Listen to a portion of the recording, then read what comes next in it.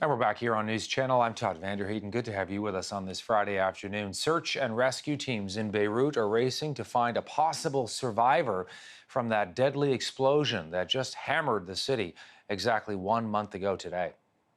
As long as the trained dog is marking a human body, and the machine is giving us a heartbeat, as long as we're gonna keep searching.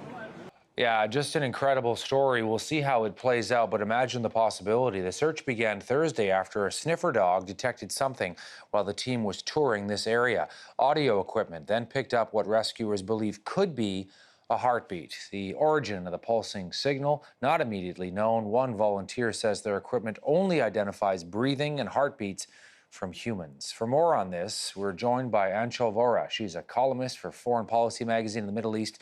She is in Beirut, Lebanon today. Good to have you on the program. What are you hearing about this?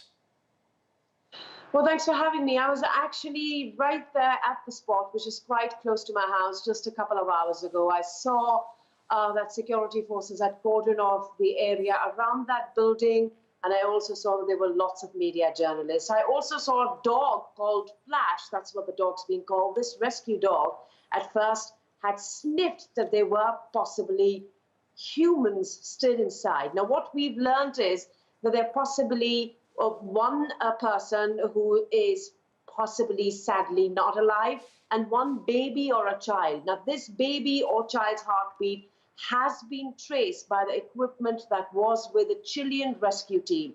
We also saw several Chilean rescue workers, men and women, and they told one of the camera person on the site, in fact, who was from Chile, that they were sure that there was someone still there. But the sad news is that over the last 28 or so hours that they've been trying to rescue, and the rescue operations have been on, the heartbeat has slowed down. And nobody actually knows if someone is actually in there, whether the rescue workers would be able to extract this person alive. Right, the rescue team from Chile, and of course they do have some expertise in trying to rescue people from under the ground. Very delicate work though, Anchal, isn't it? Trying to see if this is in fact a person, and if so, how do you actually get to them amid all of this? Absolutely. I also saw several drone cameras, several cranes, which, by the way, have been brought in much later after there was a Twitter storm against the Lebanese government, and protesters were saying, why has a crane not been sent? And this is last night I'm talking about, because rescue workers needed a crane. Now, having said so, of course, it's very difficult. In any situation, anywhere in the world, this is a very a different exercise to carry out. But I witnessed that thermal imaging cameras had been used, and rescue workers were at work.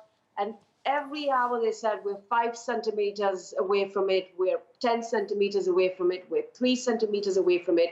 But actually, there was really no result. Now, many theories doing round. Is it a wheelchair? Is it possibly some sort of a battery that they've got? But on the ground, workers, off the record, were telling reporters that they were sure that it was, they found humans inside, at least one alive human.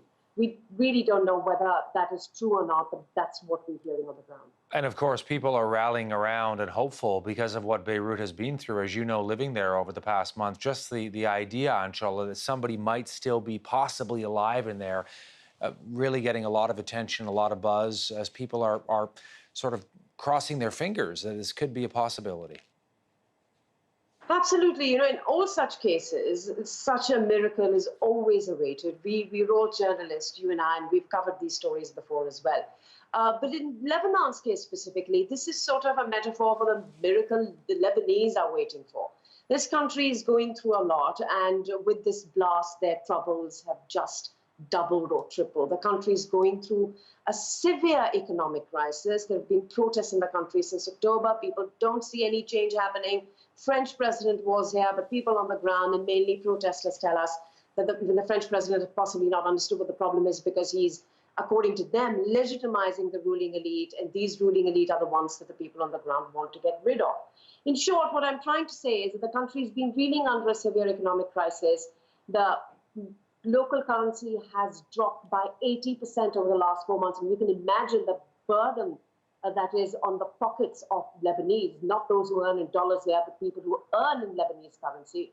And not just that, the unemployment was always very high. So people are essentially saying, we need a miracle, and maybe this is what is going to give people hope, and especially many of the Lebanese who are now trying to leave the country. Anchal, thank you for taking a bit of time today to come on the program in Canada, and please keep us posted on the story. Thank you. Anchal Vohra joined